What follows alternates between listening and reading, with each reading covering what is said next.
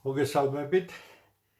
დაპირებისამებრ დღეს შენი გადაცემა ფაქტი მოვლენა კომენტარი ანალიტიკური საუბრები დემონ გიორხელიძესთან ერთად. ჩვენ დღეს განსაზღვრული გვაქვს ძალიან მნიშვნელოვანი თემა განვიხილოთ, რომელიც საუბედუროდ ხელისუფლების დონეზეც კი არის პროფანირებული და არც კი ერიდება ხელისუფლება, რომ ისეთი დაწვრილები გააკეთოს რაღაც კომისიების სახით, რომელიც პროფესიული თვალსაზრისით უაზროა. თემა, რომელსაც ახლა მე განვიხილავ, მნიშვნელობა რა აქვს, ოპოზიცია ხარ, ხელისუფლება ვიღაცას მოსწონს ვინმე, ვიღაცას არ მოსწონს ვინმე, არა. თემა არის პროფესიული. ახლა მე უბრალოდ ხმას გადავამოწმებ და შევუდგეთ განხილვას.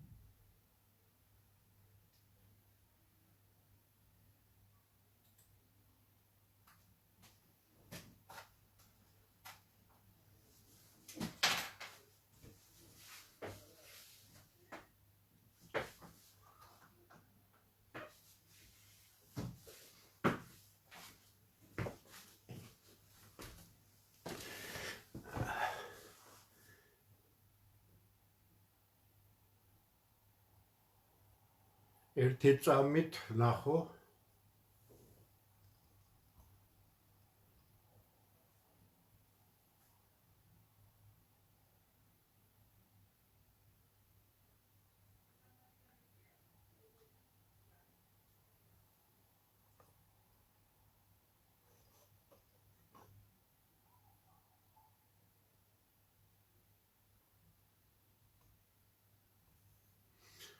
მეგონი ახლა უკეთ არის. კიდევ ერთხელ უნდა ვნახო, იმიტომ რომ კარგად ვერ გავარკვია ხმა ისმის თუ არა. ბოდიში გიხდით.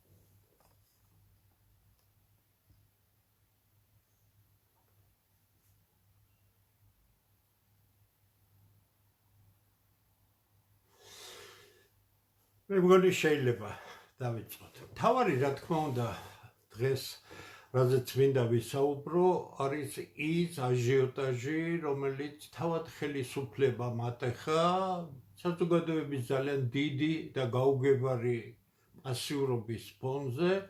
აქ-იქ ყრუ საუბრები იყო, მხოლოდ რომ ფასები ძალიან გაძვირდა, შემოსავლები არ იზრდება, სოციალური მდგომარეობა დაძაბულია, მაგრამ ხალხში პროტესტი არ არის, მაგრამ მოდის არჩევნები და ხელისუფლებამ ძალიან კარგად იცის, რა სიტუაციაცაა ქვეყანაში, ამიტომ დაიწყო ამ თემაზე საუბარი.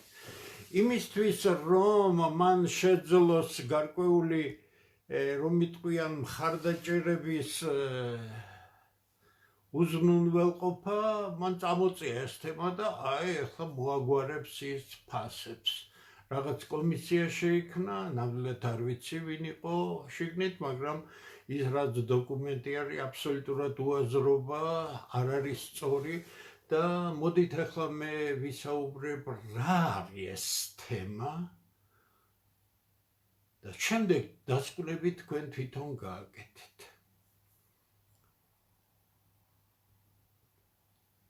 ბაზრის სტრუქტურა თუ როგორ არის ორგანიზებული ბაზარი, როგორ არის იურიდიულ პირებს, ანუ ფირმებს, საწარმოებს შორის ჰორიზონტალური კოორდინაციისა და რაღაც გაერთიანების მაგვარი შესაძლებლობები განსაზღვრავს იმას, თუ როგორი იქნება ფასწარმოქმნის მექანიზმი და ამას ვერავინ დაუდგება წინ, თუ არა ხელისუფლების დონეზე რეგულირება აბსოლუტურად ცივილიზებული მეთოდებით, რომელიც აისახება არა მხოლოდ ანტიმონოპოლური კანონმდებლობით, არამედ აისახება იმით, თუ რამდენად კანონგამოყენების თვალსაზრისით სწორად იქცევა ხელისუფლება, რამდენად მისთვის საზოგადოების ყოველი ჯგუფი არის მნიშვნელოვანი და ასეც არის, ქვეყნის განვითარება არ შეიძლება იყოს დამოკიდებული ბიზნესმენებზე, არ შეიძლება იყოს დამოკიდებული ფინანსისტებზე, არ შეიძლება იყოს დამოკიდებული ეგრეთ წოდებულ ხალხზე, ყველაფერი ეს ქმნის იმ ერთიანობას, რომელსაც ძალიან ღრმა და პროფესიული მართვა ჭირდება. დავიწყოთ იმით, რომ დაუშვათ და ბაზარზე მოქმედებს n რაოდენობის ფირმა, არ აქვს მნიშვნელობა. და ვიღაც ჭკვიანმა მოიფიქრა, რომ მოდი ამ n რაოდენობის ფირმას მე მოვაქცევ მონოპოლიად. მონოპოლია არ ნიშნავს ერთ ფირმას. მონოპოლია შეიძლება იყოს 1000 ფირმა ერთად. რა არის მიზანი ფირმების ერთმართველობის ქვეშ მოქცევისა? რა თქმა უნდა, მოგების მაქსიმიზაცია და ამ მიზნით წარმოების მოცულობის შერჩევა. მონოპოლია ნიშნავს იმას, რომ ერთად გაერთიანებული რამდენიმე ფირმა, n რაოდენობის ფირმა, რაღაცნაირად შიგნით მოილაპარაკებენ, რომ ისე გაანაწილონ წარმოების პროდუქცია, რომ საერთო მონოპოლიის მიერ წარმოებული პროდუქცია იყოს იმ რაოდენობის, რომელიც უზრუნველყოფს მოგების მაქსიმიზაციას. იმისათვის, რომ ეს მოხდეს, ეგრეთ წოდებული ზღვრული დანახარჯები, რასაც ქვია ეკონომიკაში, ანუ ეს იოლი წარმოსადგენია, თქვენ რომ გაძადოთ ერთი ერთეულით პროდუქცია, დანახარჯები როგორ გაგეზრდებათ. ეს არის როგორც წესი ეკონომიკაში ზღვრული დანახარჯები. თუ საერთო მოგების მაქსიმიზაციისთვის რაოდენობას არჩევს მონოპოლია. მონოპოლიას არ აინტერესებს საზოგადოების მოთხოვნები, დააკმაყოფილებს სოციალური სამართლიანობას, ეს მისთვის არ არის. მან იცის საკუთარი მოთხოვნის მრუდი, ანუ მან ზუსტად იცის, არ შეიძლება პროფესიულმა ფირმის მენეჯმენტმა არ იცოდეს საკუთარ პროდუქციაზე მოთხოვნის ბრუდი, ანუ რა ფასის დროს რამდენი შეუძლია გაყიდოს. რატომ არის ეს აუცილებელი ამის ცოდვა? იმიტომ რომ თუ თქვენ ამაზე ნაკლებ პროდუქციას გამოუშვებთ, თქვენ კარგავთ მოგებას. თუ თქვენ ამაზე მეტს გამოუშვებთ, მაშინ კონკრეტული ფასისას თუ ის არ ემთხვევა იმ წონასწორულ რაოდენობას, გასაგებია რომ არ იქნება შესყიდული. ამიტომ მონოპოლია იქცევა ჭკვიანურად. ნახეთ, უამრავი ფირმა შეიძლება იყოს გაერთიანებული ერთად, მათ განსაზღვრეს მოცულობა მხოლოდ იქიდან გამომდინარე, რომ გააკეთონ მაქსიმალური მოგება. მაქსიმალური მოგება სჭირდება დანახარჯების მინიმალური რაოდენობა. მინიმალური რაოდენობა უნდა იყოს მთელი მონოპოლიის ფარგლებში და რა კი ასე უნდა იყოს მონოპოლიაში შემავალი ყველა ფირმის სრული დანახარჯები ერთნაირი უნდა იყოს. ეს არის ეფექტურობის თვალსაზრისით კარგი რამ, მაგრამ მონოპოლია გასაგებია რომ ცუდია იმ ხრივ, რომ იგი არ ემსახურება საზოგადოების ინტერესებს. ეხლა როგორ შეიძლება მართოთ? მონოპოლია შეიძლება იყოს ორი სახის. ბუნებრივი მონოპოლია და რაღაცის წარმატებით განხორციელების შედეგად, თუ გინდათ ინოვაციები და ასე შემდეგ, მონოპოლია, რომელიც წარმოიშვა სწორედ ამ ინოვაციური გარღვევის გამო. როგორ არეგულიროს ეს ხელისუფლება? თუ თქვენ მიუშვებთ მონოპოლიას, თქვენ მუდმივი დაძაბულობა გექნებათ ბაზარზე, იმიტომ რომ გითხარით მთავარი მიზანი რა არის. მონოპოლიის შედარებით სუსტი ფორმა არის კარტელი, როცა ისინი ასევე ერთიანდებიან, კვოტებს განსაზღვრავენ ერთმანეთში და უფრო მეტით შეუძლიათ გააკეთონ, მათ შეუძლიათ ფასებზე მოილაპარაკონ. და ეს ყველაზე ცუდი ვარიანტია, იმიტომ რომ აქ არა მარტო ეფექტურობის საკითხი დგება საწარმოო ფონდების გამოყენებისა, შრომითი რესურსებისა, არამედ ხდება ხელოვნურად იმ ფასების შეთანხმება, რომელზეც ცხადია ოქმები არ დგება, მაგრამ ხელისუფლებას ასეთ შემთხვევაში უნდა კონდეს კანონმდებლობაში ირიბი გზებით დაუმტკიცო ამ გაერთიანებას, რომ ის კარტელი არის. ყველაზე კარგ ფორმად იცვლება კონკურენტული წონასწორობა. ნახეთ, ფასს აწესებს მონოპოლია, მაგრამ თუ ბაზარზე მრავალი მწარმოებელია, თანაც არც ერთ მწარმოებელს არ გააჩნია ის საბაზრო ძალაუფლება, რომ ბაზარზე ფასზე იმოქმედოს, მაშინ ჩვენ მეტ-ნაკლებად გვექნება ის წონასწორული მდგომარეობა, რომელსაც კონკურენტულ ბაზარს უწოდებენ. იმისთვის, რომ ცხოვრებაზე გადმოვიტანო ეს მოდელი, შეიძლება ითქვას, რომ სანამ მისი მონოპოლიზაცია ან ოლიგოპოლიზაცია მოხდებოდა, კონკურენტული ბაზრის საუკეთესო მაგალითი იყო ჩვეულებრივი ბაზარი, ფერმერების ბაზარი, სოფლად მომუშავე აგრარული პროდუქციის მწარმოებელი ბაზარი, თუნდაც დეზერტირები დაარქვით მის კლასიკურ ეპოქაში და არა ახლა. რაშია საქმე? რა კი, თქვათ, სასოფლო სამეურნეო პროდუქციის მწარმოებლები ძალიან ბევრია, არც ერთ იმხელა ძალა არ აქვს, რომ ერთმანეთზე იმოქმედოს და საერთოდ ბაზარზე, მაგალითად, პომიდორის ფასი დააწესოს ბაზარზე, დეზერტირების ბაზარზე. ბევრია, ხო, პომიდორის გამყიდველი, კიტრის გამყიდველი, ხახვის და ასე შემდეგ და ასე შემდეგ. ესე იგი, ბაზარზე ბუნებრივად ყალიბდება მოთხოვნა პომიდორზე და შესაბამისი ფასი და ამ ფასს ყველა მწარმოებელი იღებს როგორც მოცემულობას. იმიტომ რომ მასზე ვერ ზემოქმედებს. ცხადია, მისი ამოცანა არის, იგივე ავიღოთ, თქვათ, კახეთში პომიდორის მწარმოებელი, ან კიტრის, ან თუ გნებავთ ყურძნის და ასე შემდეგ. რაკი მან იცის დაახლოებით როგორია ის ფასი, რომელიც ბაზარზე მისი პროდუქციის გატანისას იქნება, ცხადია ის ისე აგებს თავის მეურნეობას, პროფესიონალიზმი როგორია, მონდომება და ასე შემდეგ.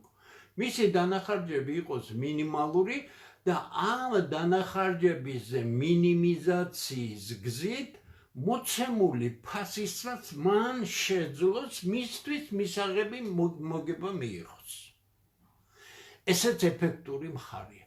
გითხრათ სიმართლე, მე ახლა მათემატიკურ მხარეებში არ გადავალ, თუმცა ჩემი წიგნი გამოვა, ძალიან გააჯანჯლა რედაქციამ და მე მგონი მალე ერთ კვირაში 10 დღეში ველი რომ მოათავებენ და ჩემ წიგნში თამაშების თეორია ეკონომისტებისთვის ზუსტად არის მთელი ბაზრის სტრუქტურა, მონოპოლია, ოლიგოპოლია, კონკურენტული ბაზარი, ძალიან ღრმა მათემატიკური აპარატის გამოყენებით პირველად საქართველოში არის დეტალურად გაანალიზებული, როგორია მათ შორის შეწყობა, როგორია გამოშვების რაოდენობები, ფასების რაოდენობები. ეხლა მე ოლიგოპოლიაზე გეტყვით და მერე გადავალ ამ საკითხზე. ოლიგოპოლია, ანუ ბაზრის სტრუქტურა, როცა ბაზარზე არის რამდენიმე მსხვილი წარმოებელი, ან ოპერატორი. 3, 4, 5, მაგრამ არა ბევრი.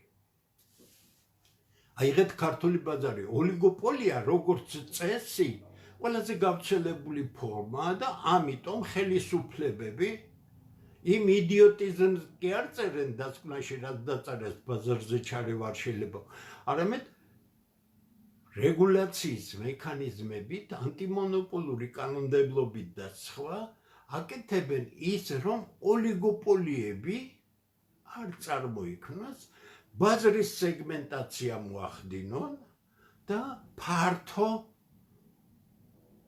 შესაძლებლობები გააჩინონ კონკრეტულ ბაზარზე შესასვლელად და გამოსასვლელად.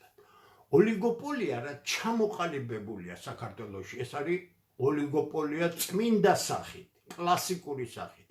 ეს არის დაგვირდით ფარმაცევტული, რამდენი მსხვილი კომპანია, ოლიგოპოლისტები არიან ყველანი. რამდენი საწვავი, მანქანის იქნება, სხვა იქნება, გამყიდველი მსხვილი ფირმა,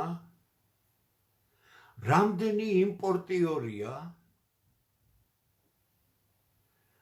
რამდენი ფირმა იგებს სახელმწიფო ტენდერებს, იგივე საგარეო შესყიდვებზე, მილიარდობით ლარზეა საუბარი. საქართველოში არის კლასიკური ოლიგოპოლიური ბაზარი.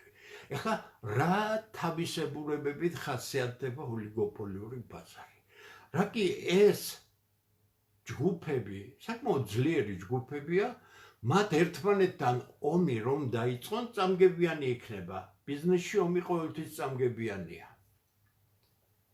ამიტომ ისინი, რაკი ერთმანეთის ძალას გრძნობენ, თანხმდებიან კვოტებს, თანხმდებიან მოცულობას.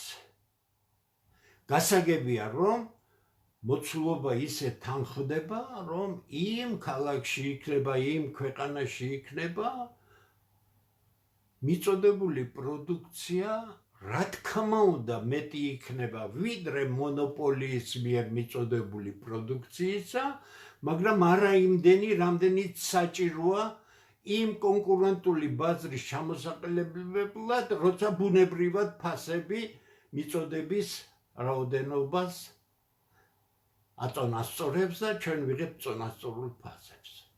ესე იგი, ოლიგოპოლიის პირველი ნიშანია ერთმანეთის ძალის აღიარება და პროდუქციის განაწილება ერთმანეთში, რაოდენობის მიხედვით.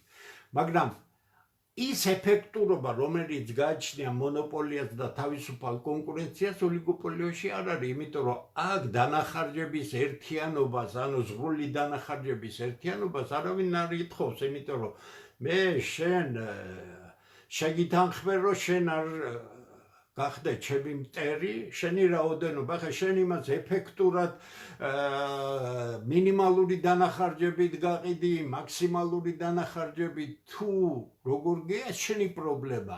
ამიტომ ოლიგოპოლიურ ბაზრებზე ხშირად ვისაც არგი მენეჯმენტი აქვს, წამგებიანი ხდებიან და გადიან ბაზრიდან. ამ ადგილს იკავებს დანარჩენი ოლიგოპოლიის მონაწილეები, და ჩნდება ახალი ძლიერი მოთამაშე, რომელიც გასაგებია შემდეგ ქვემოთ ვიტყვი, როგორ შეიძლება საქართველოში გაჩნდეს ასეთი მოთამაშე. ესე იგი, ოლიგოპოლიის პირველი დიდი ნაკლი ის არის, რომ მისი საწარმოო და ადამიანური რესურსები ეფექტურად არ გამოიყენება. და რა კი ეს ასია? და რა კი ისინი ძლიერები არიან მატერიალურადაც და ასე შემდეგ. ამ ბაზარზე, ოლიგოპოლიურ ბაზარზე შესვლა და გამოსვლა ძალიან რთულია. თუ რა თქმა უნდა, ჭკვიანი პროფესიონალური ხელისუფლება არ არის, რომელიც დისტანცირებულია ბიზნესისგან და რას აკეთებს იცით? რეგულაციებს აკეთებს. მე თქვენ არ მოგცემთ ჰორიზონტალური ინტეგრაციის საშუალებას და ოლიგოპოლიად ჩამოყალიბებას, იმიტომ რომ სეგმენტაციას მოგიხდენთ ბაზრისად. მაგალითად, გინდა გაერთიანდი, გინდა თავში ქვა გიხლია, ბაზარზე 13%-ზე მეტი ვერ იქნება ერთი ჯგუფის ხელში. რას აკეთებს საქართველოს ხელისუფლება ევროკავშირთან შეთანხმებით? მე თხოვეს მივედი პარლამენტში, როცა ანტიმონოპოლური კანონმდებლობა კეთდებოდა, მაშინ არ ვიყავი ეს ჩახუტებული ეს NGO-შნიკები, ეს ევროპის წარმომადგენლები და მოარგეს კანონი ძალიან კარგად ამ ოლიგოპოლიურ ჯგუფებს და ასე შემდეგ და ასე შემდეგ. ესე იგი, რა კი შესვლა გართულებულია, გამოსვლა გასაგებია უკავშირდება არაეფექტურობას, ადამიანთა დიდი ნაწილი, ანუ საზოგადოება, რასაც გვია ოლიგოპოლიისგან ძალიან ზარალდება. ესე იგი, თუ მე შევადარებ წარმოებულ მოცულობებს, რეალიზებულ მოცულობებს, ნიშნობა მონოპოლია ყველაზე ცოტას უშვებს და ყველაზე მაღალ ფასს ადებს, იმიტომ რომ ოლიგოპოლია, როგორც გითხარით, მის მოთხოვნის მურუძზე მუშაობს და ამიტომ ის დანახარჯების მინიმიზაციისთვის ფასებს მაღლაწევს და რაოდენობას უკლებს. ოლიგოპოლია უფრო მეტ პროდუქციას აწარმოებს, თუ გდებათ გზის მწარმოებლები აიღეთ, და ძერხვის, და ყველაფერი ეს ოლიგოპოლიებია. გინდა იმპორტიორები აიღეთ, ერთნაირია, მაგრამ მისი ფასი კონკურენტულ ფასთან შედარებით მაღალია. საზოგადოება აქაც ძალიან ზარალდება. ესე იგი, თუ მე დავალაგებ მოცულობებს, მოცულობები ასეა, ყველაზე ცოტა მოცულობა არის მონოპოლიის შემთხვევაში. ოლიგოპოლია არის გარდამავალი ისეთი შუალედური ნაწილი კონკურენტულ წონასწორობასა და მონოპოლიას შორის, უფრო მეტს უშვებს, ან უფრო მეტ ყიდის ვიდრე მონოპოლია, მაგრამ უფრო ნაკლებს ვიდრე კონკურენტული წონასწორობის დროს გაყიდიდა ან გაამზადებდა პროდუქციას, რომ იყოს კონკურენტული ბაზარი. ესე იგი, რაოდენობები გასაგებია მცირე, საშუალო რაოდენობა და ყველაზე ბევრი რაოდენობა კონკურენტ. ახლა ფასები. მცირეც უშვებს მონოპოლია, მაგრამ ფასი მაღალი აქვს. შედარებით მეტს უშვებს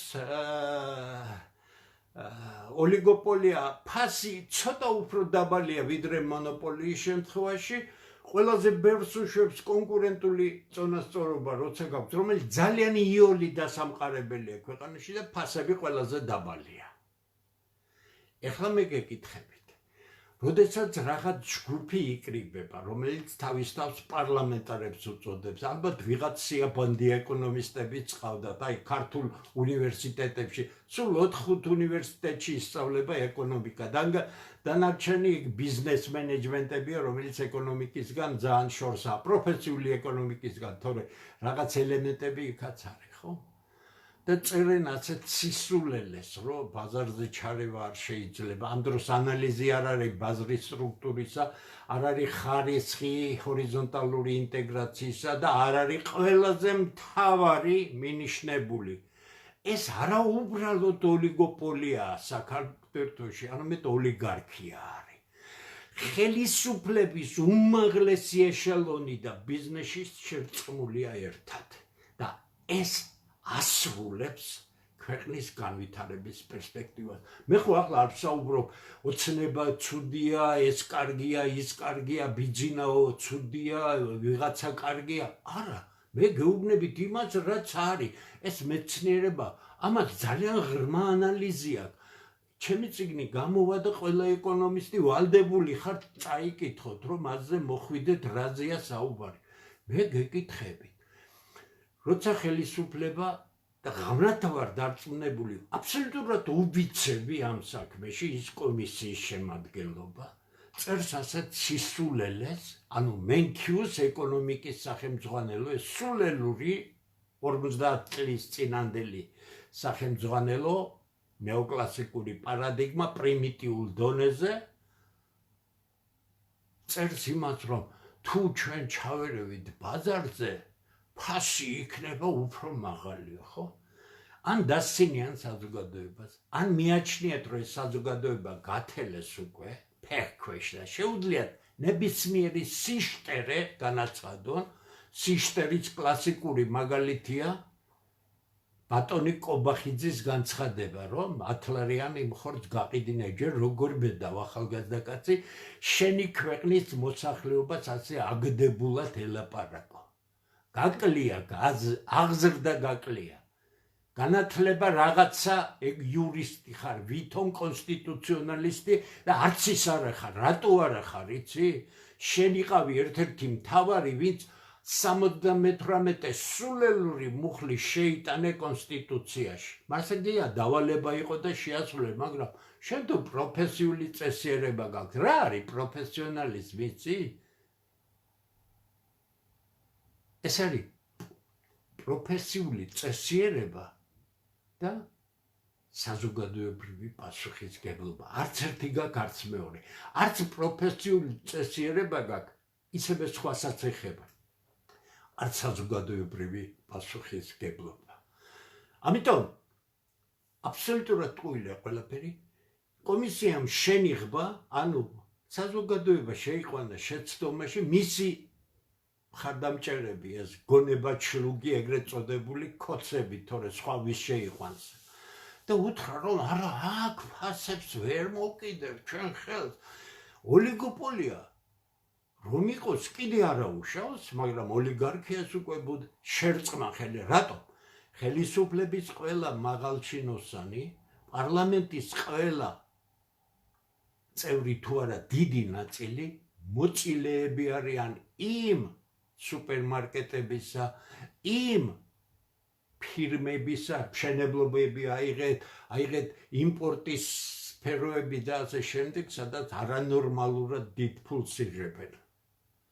და თქვენ გინდათ იმ გონებაჩლუგ მხარდაჭერებს ვეუბნები, რომ ამ ხალხმა დაწეროს ისეთი კანონი, რომ საკუთარ ჯიბეს დააზიანებს. ისინი არა მარტო სახელმწიფო დამნაშავეები არიან. რატომ არიან, იცით, სახელმწიფო დამნაშავეები? ჯერ ერთი არალეგიტიმური ხელისუფლება. თქვენ ვერ წარმოიდგენთ რა ხდება სახელმწიფო შესყიდვებში. რა დონის ბიუჯეტის ფული გადადის იმ ფირმების ჯიბეებში, რომლებიც სახელმწიფო შესყიდვებს ახორციელებენ გაბერილი ფასებით, სადაც ყველგან მოწილე და კონტროლირებადი არის ხელისუფლების მაღალი ჩინების მიერ. ესე იგი, ჩვენ არაუბრალოდ ოლიგოპოლია გვაქვს, ჩვენ გვაქვს ოლიგოპოლიის საერთო მმართველი ხელისუფლება, რომელიც ამ ძარცვისგან, კიდე გეუბნებით, ძალიან მარტივია რეალური კონკურენტული ბაზრის აგება. ამას ჭირდება საბაზრო ინსტიტუტები, კანონის ფარგლებში უნდა ამუშაო, ამას ჭირდება თამაშის წესები, ამას ჭირდება საბაჟოსადმი ისეთი კანონების და ისეთი წესების შემოღება, სადაც ვერავინ გავა და ვერავინ შემოვა გადასახადების გარეშე. ამას სჭირდება შიგა მოწესრიგება ურთიერთობებისა, როცა წიაღისეულის გამტანები ხელოვნურად დაბალი ფასით მილიარდობით ჯამში 13 წელიწადში გატანილ რესურს ხელისუფლების მხარდაჭერის და თვითონ არიან ამ გამტანები ბიუჯეტს თანხას ართმევენ დაბალ გადასახადებს და აწესებენ იგივე თუ გნებავთ სპილენძის აი ეგეთი ის ოქროს შემცველი მადნები რომ არის მიზერული ფასები ადევს სამაგიეროდ სადღაც კეთდება ოქრო რომელიც უზარმაზარ ფასად იყიდებ დღევანდელ პირობებში და ამ ვითარებაში როცა 47 მილიონერი ზის პარლამენტში სუპერმარკეტების მეწილეები და ასე შემდეგ არჩევნები რა კი მოდის და თავის ბოთე უტვინო და დეგენერატა მხარდამჭერებს თვალები აუხვიოს აკეთებს პროფესიულად ყალბ დოკუმენტს და ასე გონია რომ საზოგადოება გაატარებს ამას კიდე გეუბნებით ოლიგოპოლია კი არა გვაქვს, ოლიგარქია გვაქვს. ყველაფერს ერთი წერტილიდან აკონტროლებენ. არავის არაფრის უფლება არ აქვს ერთი წერტილის გარეშე. ამიტომ აქ ისიც კი არ არსებობს, რომ 4-5 ძლიერი ჯგუფი ერთმანეთთან კონკურენციაში იყოს. არავითარი კონკურენცია არ არის, ყველაფერი შეთანხმებულია, იმიტომ რომ ყველაფერი ზევიდან დააწესა ვიღაცამ, ვისაც ამ შემთხვევაში აქვს ხელისუფლების ძალა და საბაზრო ძალა. ასეთი არის ერთი კაცი ხელისუფლებაში, რომელიც არ არის ხელისუფლებაში, მაგრამ ხელისუფლების ერთადერთი წარმომადგენელია, რომელსაც ქვია არაფორმალური მმართველი. ეხლა მე გეკითხებით. აი სიტუაცია. რისი იმედი გაქვთ? აი რა უნდა შეიცვალოს? ხომ დაგიწერეთ, არ ჩავერევით. კიდე ახლა მაშინ კითხოთ ხელისუფლებას. თქვე გონება დაბნელებულო და უსინდისო ხალხო. ვენახის გასაშენებლად ხომ უწესებთ ნებართვას? ხომ განუსაზღვრეთ იმას, რომ მოსპოს და აჭრას ვენახი, რომ 20 გრადუსზე მეტი თუ იქნა შაქრიანობა, ლარი და 30-ს გადაგიხდითო. მე დანარჩენზე უფრო ნაკლებს. ეს არ არის ბაზარში ჩარევა, მაგრამ ის გლეხი გასანადგურებლად გინდა თქვენ. თქვენ გინდათ ის ამოძირკვა ქართველისა იქ, სადაც ის ყველაზე ძლიერად იყო მიბმული თავის მიწასთან. უფრო მეცაც გეტყვით. მე გადავამოწმებ გვარეთზე გეტყვით. ერთ-ერთი ღვინის მარანის მფლობელი გვარებია. ერთი გვარია, როგორც ჩანს, რამდენიმე კაცია. პირადად არ ვიცნო, მაგრამ აუცილებლად გავერკვევი ამაში. ვიღაც ლობი გაიჩინა ხელისუფლებაში, გასაგებია ლამაზი თვალებისთვის და იმათ აკეთებინებს ამას, რაც ამ მარანს ვიღაც გვარს რამდენიმე კაც ერთად შეკრულ მეღვინეს, მეტი თქვენი ნატრაკი არ იქნა, თქვენ მეღვინეები არ იყოთ. ანადგურებინებს კახეთის სოფელს, კახეთში ხურძნის მწარმოებელს, მხოლოდ იმიტომ, რომ მონოპოლიზაცია ხდება. მალე არ დატოვებენ არც ერთ ადგილს, რომელსაც უკონტროლო და რომელიმე ჯგუფში შემავალი წარმოებელი არ აყავს. უბრალო მაგალითს მოგიყვანთ. როგორც გითხარით, კლასიკურად ყველაზე ახლო კონკურენტულ ბაზართან აგროპროდუქცია იყო. რა გააკეთეს? შექმნეს სიაბანდი აგროჰაბები. ძალიან მზაკვრული პროექტები. რატომ? გაანადგურეს თავისუფალი ბაზარი. ეხლა იქ რომ გლეხმა შეიტანოს თავისი წარმოებული პროდუქცია, რამხელა გადასახადია თუ იცით. ამიტომ არის 12 ლარიანი პომიდორი და ასე ყურძენი ლარი და 30 უნდა იყოს, ანუ უნდა განადგნენ და აჩეხონ ვენახები. აქ პომიდორი ღირს ვინმე მიცის სოფელში, მე დეტალურად ვიცი სოფლის მეურნეობა, იმიტომ რომ უამრავი მიმუშავია ბაბუაჩემების ვენახებშიც და მინდორშიც, ყანაში სიმინდი იქნება, სოიო იქნება, კიტრი, პომიდორი, თუ ასე შემდეგ. მოვლის თვალსაზრისით, სხვაობას ხედავთ. ძალიან დიდია. აბა რა შეესაკ? დეზერტირების ბაზარი ერთდროს თავისუფალი ბაზარი რო იყო, დღეს ვისია, გარკვეული კაცი ხალხის ჯგუფი, აბა შედის შიგ, რამდენი უნდა გადაიხადოს კაცი. ანდა როგორ არის მოწყობილი, გარეთ არის პირდაპირ ბითუმად, საბითუმო ფასებში ყიდულობენ ჩამოტანილი პროდუქციას გლეხებისგან, მერე თვითონ შეაქვთ და თვითონ ყიდიან იმ ფასებში, აი ოლიგოპოლია სად არის, სად მოიმატა ფასებმა და არანაირი ცივილიზებული ანტიმონოპოლური კანონმდებლობა არ მუშაობს. ბანკების სფეროში ყველგან არის აფილირებული სტრუქტურები. ყველაფერი ერთ ჯგუფის ხელშია. და ამ დასკვნის ერთი მორიგი სიშტერე ის არის, თურმე მრავალი ლოგისტიკური ჯაჭვია და უნდა ამოვარდეს. ხედავ, ეს კომისია რას აკეთებს? არ ვერევით ბაზარში უნდა ამოვაგდეს, ესე იგი ამ ოლიგოპოლიური ჯგუფებისთვის მნიშვნელოვანია, რომ შესყიდვა მისი იყოს, ტრანსპორტირება მისი იყოს, დისტრიბუცია მისი იყოს, სავაჭრო ცენტრები მისი იყოს და რა ფასს დააწესებენ ისინი, რა ფასაც დააწესებენ, აი ეს არის ის ფასი, რაც აი ეს აქვს სინამდვილე. ეხლა თუ თქვენ ამ ფაქტების, როგორ იცით, უსაშველოდ რაც ეხლა მე გითხარი, ეს ჩემი პიროვნული არ არის, მე უბრალოდ ეს ეკონომიკა ვიცი და დავხარჯე უამრავი დრო და დავწერე შესანიშნავი წიგნები და ყველაფერი ამას გეუბნებით მეცნიერების დონეზე.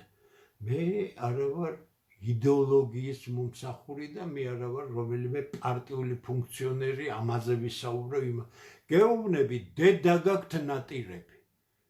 მალე აღარ იქნებით ამ ქვეყანაში, თუ არ გაიგონებთ იმას, რაც ხდება. ყური მიუგდეთ ქართველთა დიდ გაერთიანებას. ყური მიუგდეთ, რაც ვამბობთ ჩვენ. ეხლა არ მინდა აურიო თემები, 24 მაისს იქნება რუსთაველის ძეგლთან.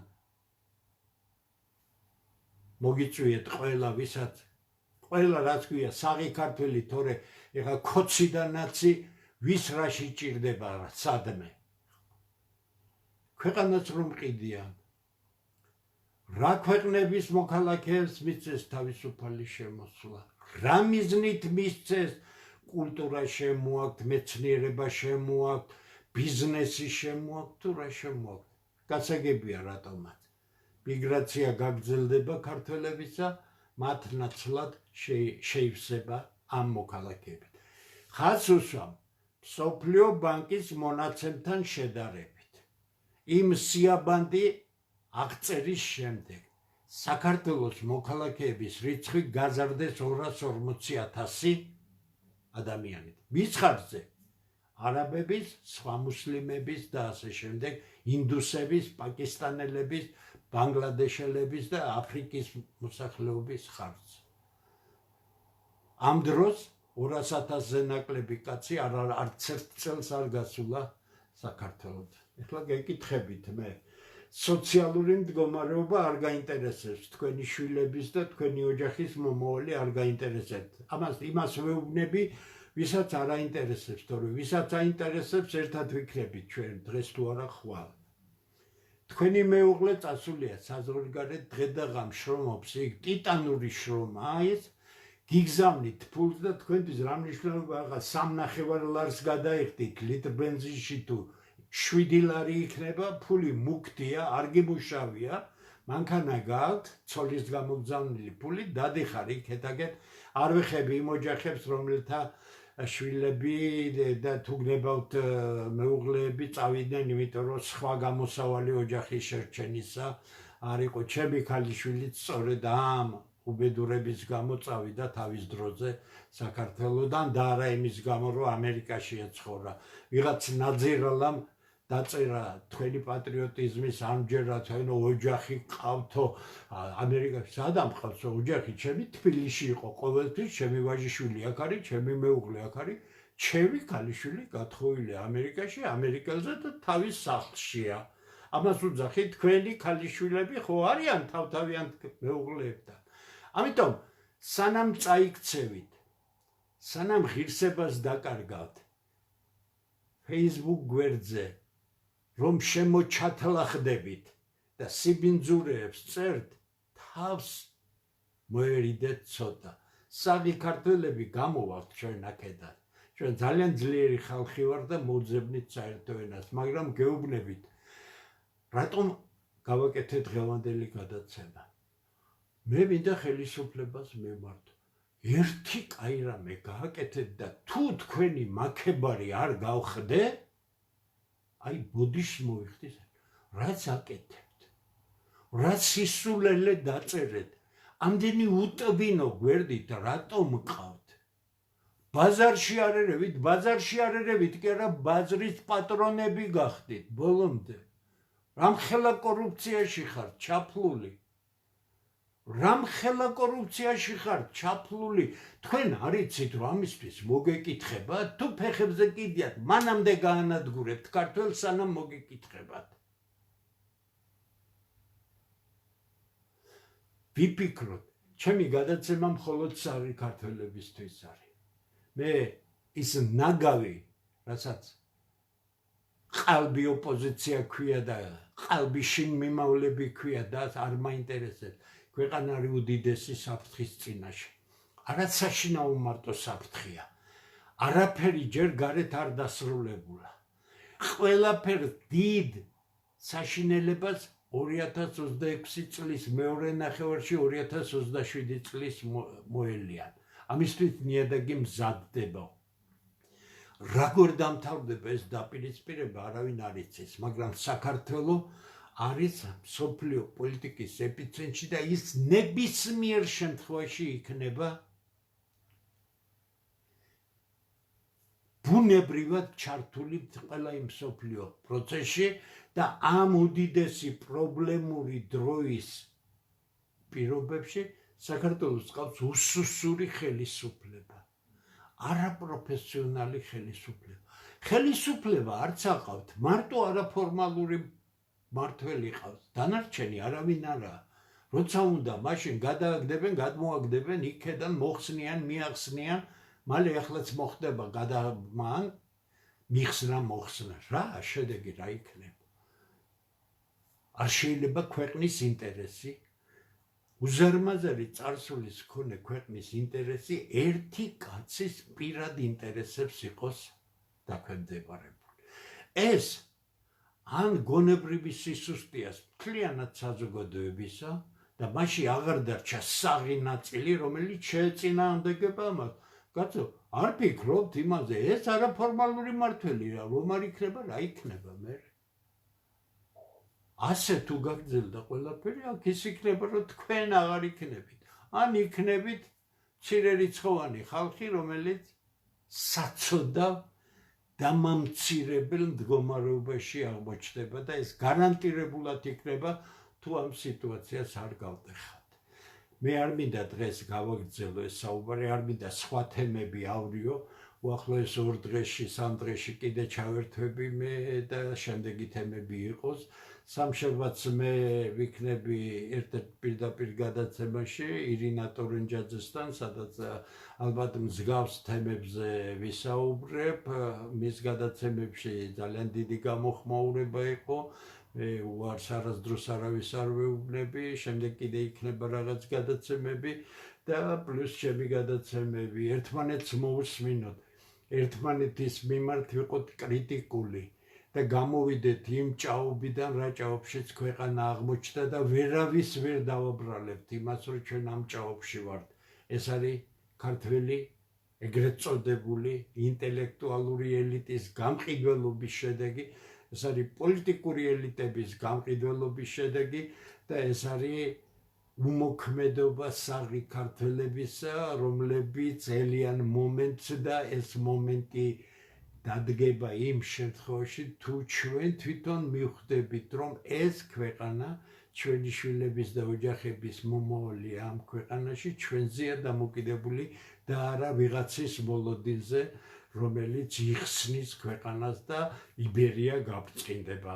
ამ სისულელეებს თავი დაანებეთ, იბერია აუცილებლად გაბრწყინდება, მაგრამ ქართველების დიდი შრომის ხარჯზე და არა იმის გამო, რომ ვიღაცა გააბრწყინებს მას და ვიღაცა მოგვევლინება ხსნელად. არასდროს არ ყოფილა ასე, ორჯერ განადგურებას და პირისაგან მიწისა აღგვას გადავრჩით და შემთხვევითი ფაქტორი იყო უდიდესი. მესამეჯერ ჩვენ აქამდე არ აგვაქვს უფლება მივიყვანოთ საქმე. დიდი მადლობა ყველას, ვინც უსმენდით, დაგემშვიდობებით და ღმერთი იყოს შემწე ამ წმინდა საქმეში, ჩვენი ქვეყნის გვერდით დგომის საქმეში, მისთვის ბრძოლის საქმეში და ამ ჭაობიდან გამოსვლის საქმეში. კარგად ბრძანდებოდეთ.